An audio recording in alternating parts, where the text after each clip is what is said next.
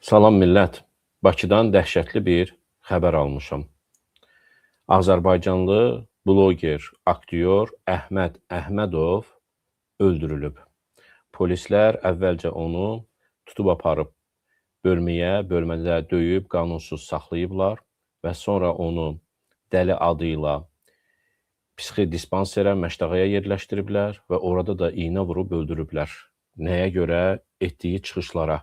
Ən sonuncu çıxışı isə Heydər Əliyev ruhu mənim bədənimə girib və İlham Əliyevə video çəkib danışmağı məndən istədi. Həmən videonu bəlkə də Azad Sözdə izləmisiniz.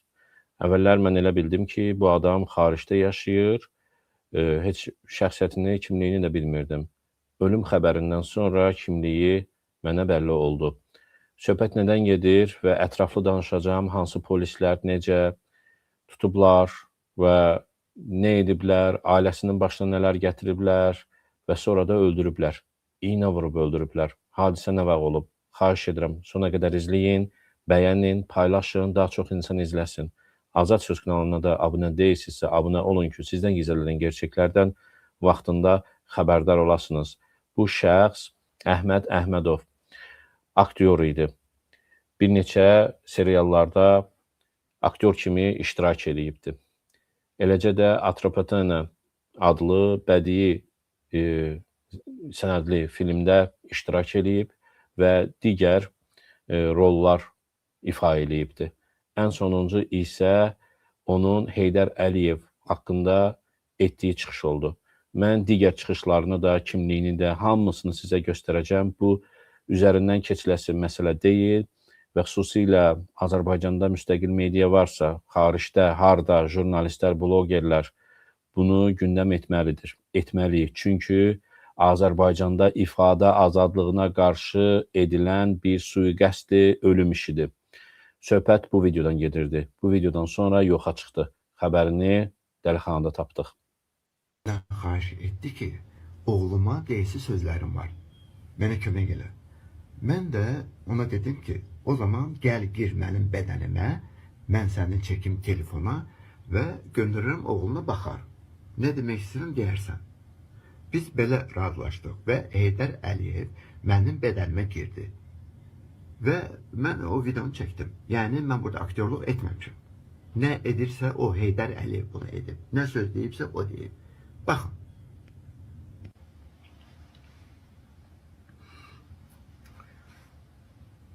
İlham.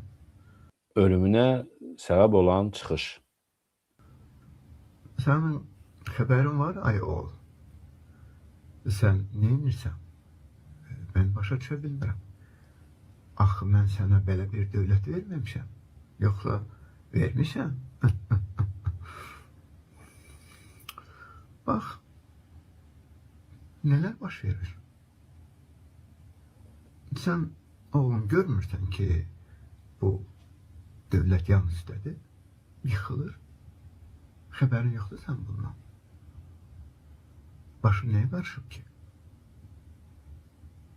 Sən mənə belə gəlir ki, sən bu dövləti idarə etmirsən. Bu dövləti Paşayevlərlə, bu nədir bunların adı? Yahudilər. Bölüblər. Mən yoxam. Kefdədilər. Səndəki İlham heç nə. Qamuzamların arasında. Mən elə gəlir ki, səhv buraxmışam. Səni mən bu vəzifəyə qoyanda prezidentliyə. Bu səhv idi. Bəli, boynuma alıram. Çünki o zaman yadımdadır. Mən deyəndə ki, İlham prezident olacaq. Onda Sevil şoka düşmüşdü. Başa düşsün. Sən nə edirsən ata deyə məndən soruşdu. Onun gözləri kəlləsinə çıxmışdı. Belə çıxır ki, Sevil məndən yaxşı görür. Gələcək. Narazı idi Sevil. Sənin prezident olmağını istəmədi. Çünki bilirdi ki, sən o bir gün bu dövləti bax bu günə qoyacaqsın. Yan üstə. Başa mı? Yan üstədir. Sən yaxşı oğul olsaydın, mənim acığımı o görcülərdən çıxardın. Sən bunu etmədin. Axı o hadisələr İlham bizim gözümüzün qarşısına baş verib.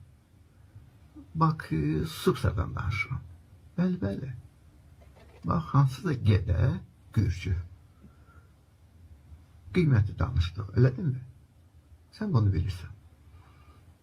Boru tikiləndən sonra o qədələr məni eydilər. Məni sındırdılar və mənə başqa qiymət oxudular. Baxmayaraq ki, bütün dünya məni tanıyır. Bugün də qədər İlham, bugünə qədər sən mənim qisasımı onlardan almadın. Yox, heç nə eləmədin.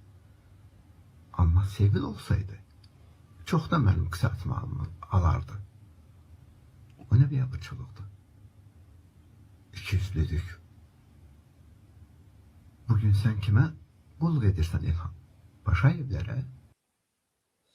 Dəyərli dostlar, bu şəxs aktyor dediyim kimi mən sizə digər videolarını göstərəcəm və o videoların birində deyir ki, məni öldürmək istəyirlər, başıma da pul qoyulubdur və nəticədə onu Məştəqa psixoloji dispanserində iynə vurub öldürüblər.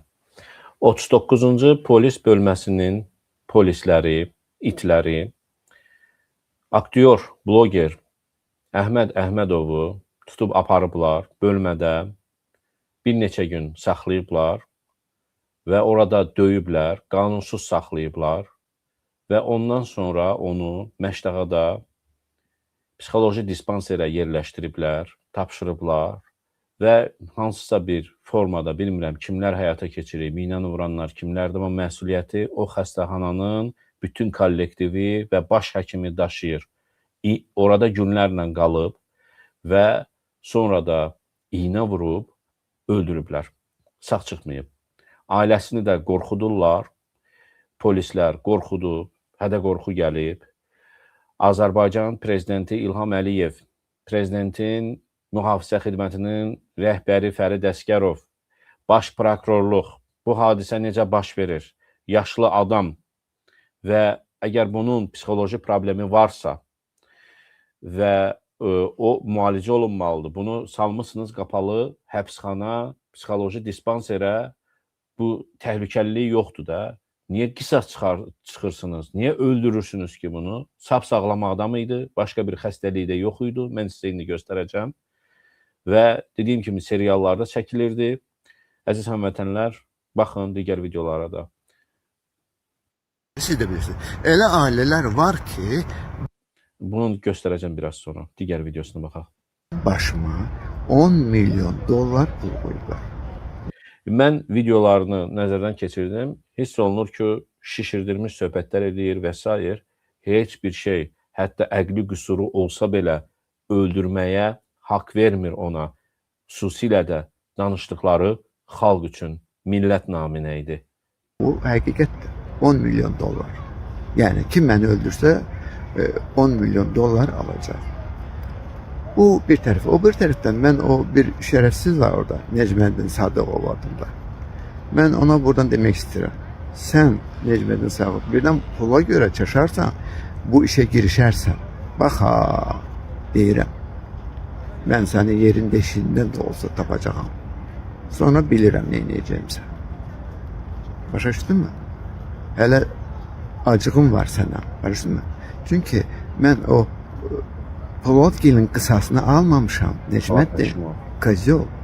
Mən onların qisasını almamışam hələ. Onların yerini, koordinasiyasını sən vermisən. Sən. Çünki mən hər şeyi çox gözəl bilirəm. Haram olsun sənin bizdə yediyin çörək, o uğraş satxın. Sən özünü as. Sən özünü as, deyər ki, özünü asıl. Başqa bir video. Soruşursunuz ki, prezident kim olacaq? Prezidentin adı Qubad İbadoğlu'dur. Siyasi, ictimai söhbətlər edirdi, videolar çəkirdi. Bəlkə də geniş auditoriyaya çıxmırdı. Kanalı, böyük izləyici kütləsi yox idi. Özünün TikTok mu, Facebook mu, hardasa bu videoları çəkib danışırdı və ən sonuncuda onun videolarından birini biz paylaşdıq. Mən bilmədim ki, o Azərbaycanda yaşayır. Elə bildim ki, xaricdə yaşayır. Belə bir videoda mənim TikTokda qarşıma çıxmışdı. Ona görə də yayımladım. Yəni ondan sonra mən özümü də biraz günahkar hiss edirəm. Bəlkə mən onu yaydıqdan sonra onu Allah rəhmət eləsin. Digər bir video. Baxın, bura bilirsən haradır? Bura deməli sahil metrosuna çıxan yerdir. Sahil metro. Burada 2 dənə pilləkən var. 2 dənə pilləkən var. Bunların heç biri işləmir. Kül qoyum Səbail rayonunun mən o işçilər var hansı ki buna baxmalılar. Necə vicdansız adamlar var. Baxın.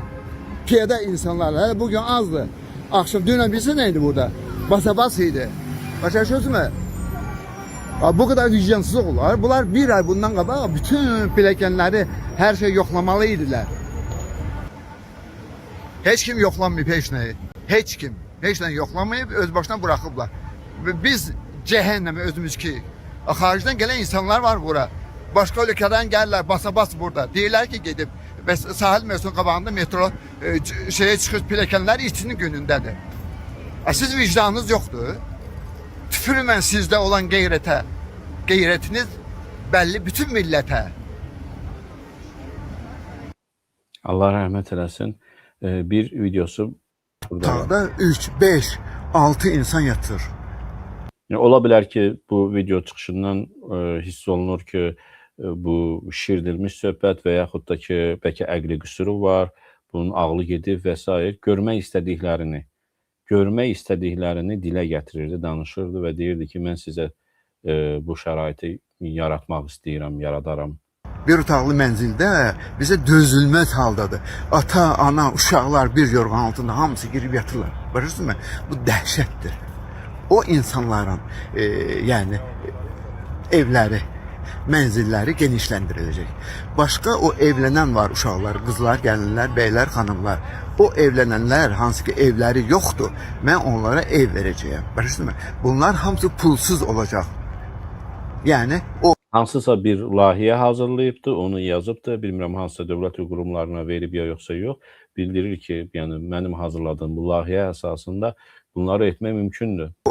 Müdafiə Nazirliyinin xərcindən pulları mən bura xərcləyəcəm. Deməli, ipotek olmayacaq, kredit olmayacaq, ev pulsuz veriləcək. Başlasın mı? Pulsuz veriləcək ev insanlara. Və deməli insanlara uşaq pulu veriləcək. Uşaq pulu veriləcək bütün insanlar, bütün xanımlar. Kim uşağı dünyaya gəlibsə, onlara uşaq pulu veriləcək. Onlardan soruşulmayacaq. 2 uşağım var, 1 uşağım var, çox pul alırsan, az pul alırsan, heç kimdən soruşmayacaqlar. Yəni uşağım var, pul verəcək. Niyə? Çünki bu mənim marağımdır. Çünki o sizin qucağınızdakı körpələri mən yaratmışam. Onlar mənim övladlarımdır. Siz də mənim övladlarımsınız. Və mən heç vaxt razı olmayacağım ki, mənim bir övladım ac qalsın. Ona görə xanımlar, deməli mən sizə uşaq pulu verəcəyim ki, siz həm özünüz yaşayasınız, yeyəsiniz, içəsiniz, həm də o körpə ac qalmasın. Yaxşı mı? O Mirzə Babayevin mahnıları, daha nə istəyirsən, bax bunları hamısını mən edəcəm. Çünki həyatım boyu belə görmüşəm də, belə görmüşəm, insanlar evləri yox. Və həmişə arzu eləmişəm, mən insanlara kömək edəcəm. Budur. Yavaş-yavaş mən başlayıram işə. Öpürəm sizləri. Allah rəhmət eləsin. Mən digər videolarına da baxdım. Bu şəxsin ola bilər ki, bir daha qeyd edirəm, şişirdilmiş söhbətlər və yaxud da ki, sizdə elə təəssürat yaradır ki, qüsurludur. Bu, onu öldürməyə heç kəsə haqq vermir. Heydər Əliyev haqqında etdiyi çıxışdan sonra qətlə yetirilib, öldürülübdür. Adam əqli qüsurlu olsa belə, onun əgər ictimai təhlükəliliyi yoxdursa, qonşuya, ətrafa, ailəsinə, küçədə zərər vermirsə, bunu verilişlərə, bunu seriallara aktyor kimi dəvət edirlər və aktyor kimi orada iştirak edir. Bütün günü küçələrdədir. Heç kəsə problem yaratmır.